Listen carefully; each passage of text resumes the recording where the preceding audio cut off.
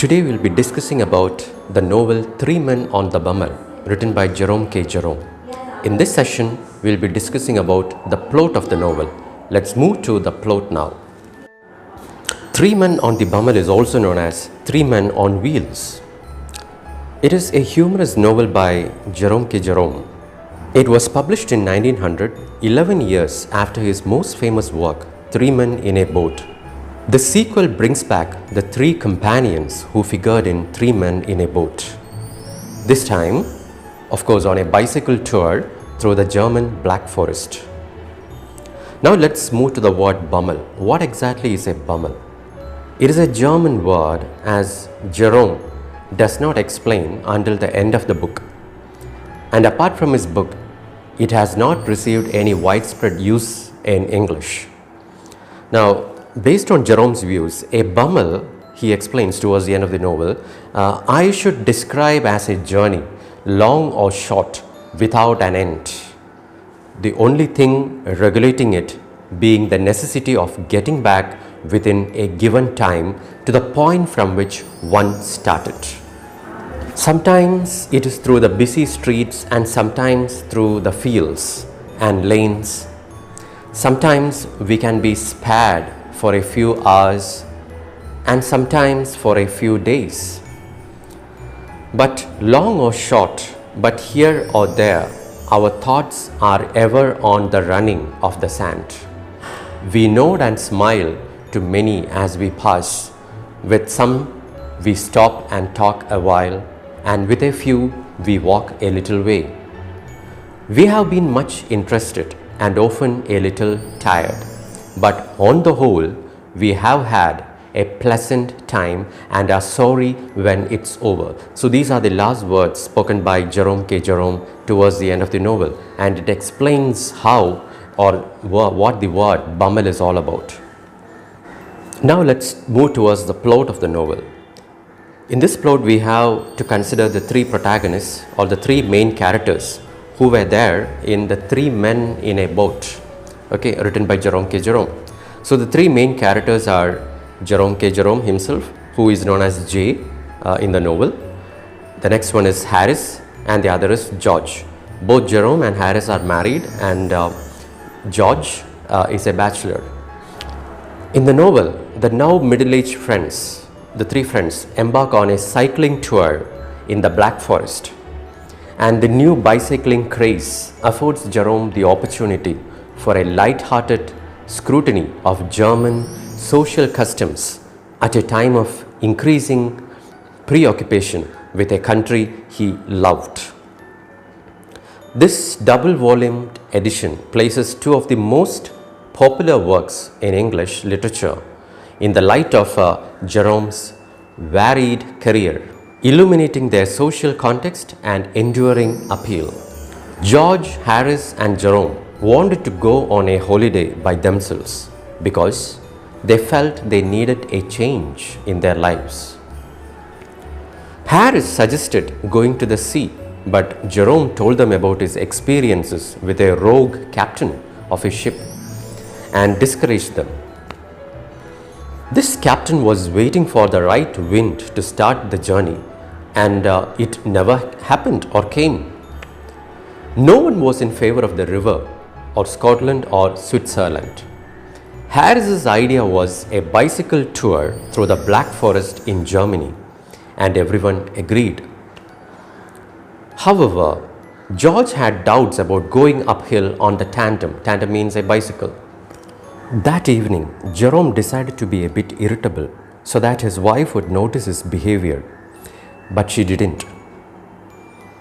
He told Ethelberta that he was bored and he needed a change.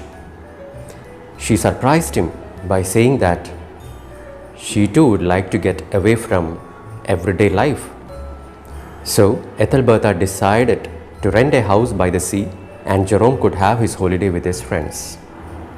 George, Harris and Jerome met at the club and planned the day of the trip. Jerome told his friends about Harris's adventure while he was riding a tandem with his wife in Holland, and lost his wife for some time. And then they started packing. George had a red book which was a guide to English conversation for German tourists.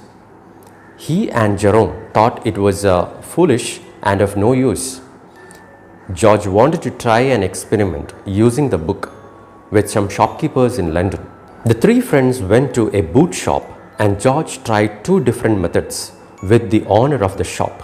Both methods failed and the shopkeeper got angry and they had to leave the boot shop quickly. While riding their bicycles in a wood near Hanover, a man was watering the road with a hose and wet all the bicycle riders who went to hide in the wood. Harris took the hose away from the man but forgot to turn off the tap, so everyone was still getting wet. Finally, a clever man turned off the tap and Harris left the scene on his bicycle. In Berlin, the three friends took a cab ride to see the important sights. Though the driver was friendly, his host was not, and the tour was very short. The host made fun of the passengers and deliberately did not stay longer on destinations for the passengers to enjoy.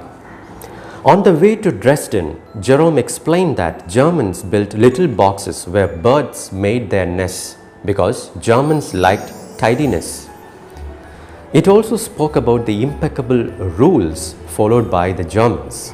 They were quite obsessed with the rules and regulations. They placed signs and boards everywhere for people to follow the rules. They even curbed the instincts of nature by trying to control it for decorum. For example, they did not like the water to flow naturally with its gushing sounds. Instead, they built obstructions, stone walls and wooden steps to make the sound soft. Even they built cement pavements and placed signboards inside dense forests as well. The three friends were impressed with Dresden, where George had a strange adventure in a cushion shop. He was fond of an old aunt and bought her presents wherever he went. The girls in the cushion shop refused to sell him a cushion for 20 marks, and he wouldn't understand why. At last, one of the girls kissed him and quickly ran off, which confused George terribly. He left the shop without the cushion and without his 20 marks. Since George's German was not perfect, he had asked the girls for a kiss and not for a cushion. In Stuttgart, Harris got a 40-mark fine for having called a policeman a silly ass. He did not realize the man was a policeman because he looked like a firefighter. In Karlsruhe, Jerome got into serious trouble because he took a bicycle from the train thinking it was Harris's bicycle. A German friend of his was able to get him out of the trouble this time. George also had a bad adventure trying to get on a German train with very little money and committed 5 crimes for which he paid a huge fine. Getting into trouble in Germany was easy.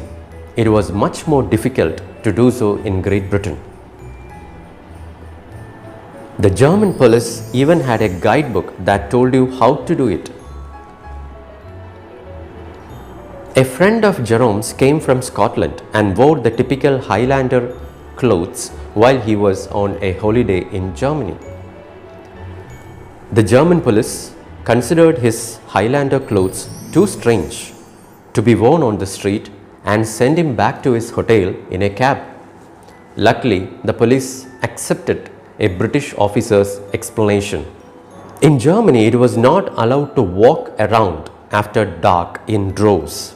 It was also forbidden to walk on the grass, a rule which all German dogs respected. People who went to parks had to obey the signs that indicated the separate paths for different kinds of people. There was a great variety of dogs in Germany, and they were busy with their jobs. A milk cart dog got very angry with another dog that made nasty comments about the milk he and his master were selling. So before going back to Britain, the three friends agreed that the Bummel had been a great experience, although it was a bit tiring at times. Thank you.